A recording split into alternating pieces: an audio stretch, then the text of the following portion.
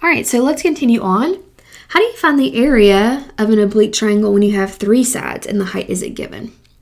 You can use something called Heron's formula, and the formula is area equals, and you have this S variable here, and S comes from adding all 3 sides together and then dividing it by 2.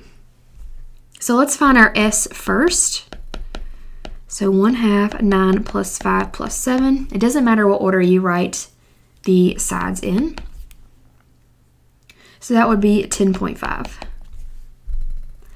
And then I can use that and apply it in my formula. So area equals the square root of S minus A. A, B, C are your 3 sides.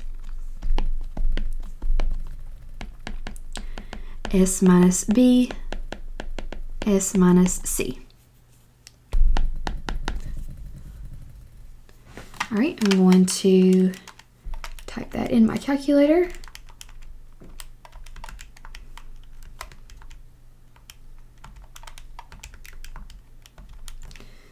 So that's the square root of 303.19, or about 17.4 units squared.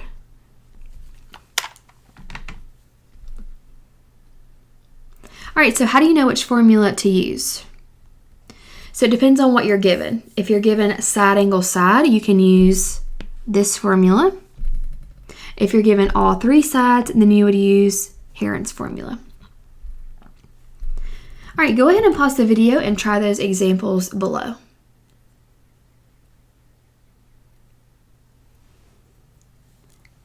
Okay, so in number 1, we're given side, side, side, so we would use Heron's formula. So we need to find our S first. And you should have gotten 12.5. And then when you plug that into the Heron's formula, you get 26.7 units squared for your area. Number 2, we're given side angle side. So we can use 1/2 AB sine C, which gives you 12.8 units squared. Number 3, we're given side, side, side, so we need to find our S, which is 18.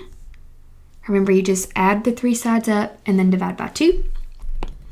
And then plug that into your Heron's formula for area, and you get 48 units squared. And then the last one is side angle side.